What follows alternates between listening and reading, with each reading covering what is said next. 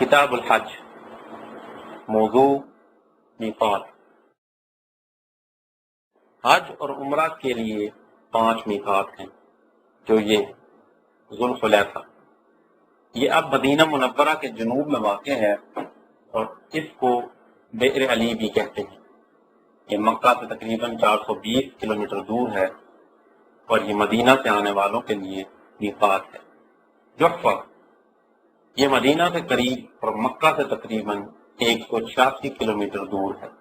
یہ شام، مصر اور مغرب سے آنے والوں کے لیے میقات ہے۔ یلملم، یمن سے مکہ جاتے ہوئے ایک بہت بڑی وادی آتی ہے جسے آج کل تعبیہ کے نام سے پکارا جاتا ہے۔ مکہ سے 120 کلومیٹر پر یلملم کا میقات واقع ہے اور یہ یمن سے آنے والوں کے لیے میقات ہے۔ قرن المنازل، اسے آج کل السیر الکبیر بھی کہا جاتا ہے اور یہ مکہ سے 75 کلومیٹر کے فاصلے پر ہے۔ یہ نجد اور طائف سے آنے والوں کے لیے میقات ہے اور اسی طرح طائف کے راستے میں ایک اور وادی، جسے وادی محرم بھی کہتے ہیں، نجد اور طائف سے آنے والوں کے لیے میقات ہے۔ ذات و عرق، ذات و عرق کو موجودہ دور میں دریبہ یا قریبات بھی کہا جاتا ہے۔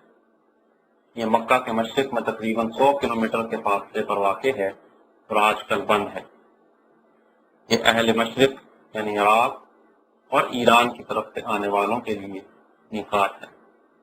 حضرت عبداللہ ابن عباس رضی اللہ عنہ کی روایت ہے، فرماتے ہیں رسول اللہ صلی اللہ علیہ وسلم نے ذوالحلیفہ کو مدینہ والوں کے لیے، جحفہ کو شام والوں کے لیے، قرن المنازل کو نجد والوں کے لیے، یلملم کو یمن والوں کے لیے مقرر کرتے ہوئے فرمایا، بس یہ مقامات میقات ہیں ان کے لیے جن کا میں نے تذکرہ کیا اور ان لوگوں کے لیے جو ان کے راستے پر حج اور عمرہ کی ادائیگی کے لیے آئیں، اور جو ان کے علاوہ ہیں ان کا میقات وہ ہے جہاں وہ پیدا ہوئے، یہاں تک کہ اہل مکہ کا میقات مکہ ہے۔ ذات عرق کا تذکرہ حدیث میں نہیں آیا، اس کو حضرت عمر بن خطاب رضی اللہ عنہ نے مقرر فرمایا تھا۔ اگر کوئی شخص احرام کے بغیر میقات سے گزر گیا اس پر واجب ہے کہ واپس لوٹ آئے، اگر واپس نہیں لوٹا تو اس پر دم یعنی فدیہ ہے، اور وہ یہ ہے کہ وہ مکہ میں ایک بکری ذبح کرے اور حرم کے فقیروں اور غریبوں میں بانٹ دے۔ اگر کوئی آدمی ان میقات کا رہائشی نہ ہو لیکن یہاں سے گزر رہا ہو تو اس کو بھی انہی میقات سے احرام باندھنا ہوگا۔ بس اگر کوئی نجد کا رہائشی مدینے سے گزر رہا ہے تو اس کو بھی مدینے والوں کی طرح بئر علی سے احرام باندھنا ہوگا۔ اگر کوئی آدمی مکہ کے قریب میقات کی حدود سے باہر رہتا ہو تو حج اور عمرہ کے لیے اپنی جگہ سے احرام باندھے گا، مثال کے طور پر جدہ اور شرائع کے رہنے والے انہی مقامات سے احرام باندھیں گے۔ اگر کوئی شخص خشکی میں یا سمندر میں یا ہوا میں سفر کر کے ایسے راستے سے مکہ مکرمہ جا رہا ہے کہ اس میں کوئی میقات آ رہا ہے تو اس پر مذکورہ مواقیت میں سے کسی میقات کی برابری سے احرام باندھنا واجب ہے۔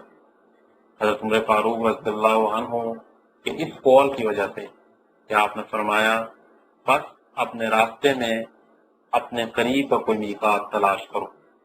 اگر کسی آدمی نے مکہ مکرمہ سے حج کا ارادہ کیا، چاہے وہ مکہ کا رہائشی ہو یا نہ ہو، وہ مکہ سے ہی احرام باندھے گا، اور اگر اس نے عمرہ کا ارادہ کیا تو وہ حل یعنی تنعیم اور جارانہ سے احرام باندھے گا، اور یہ دونوں مقامات حرم کے حدود سے باہر ہیں۔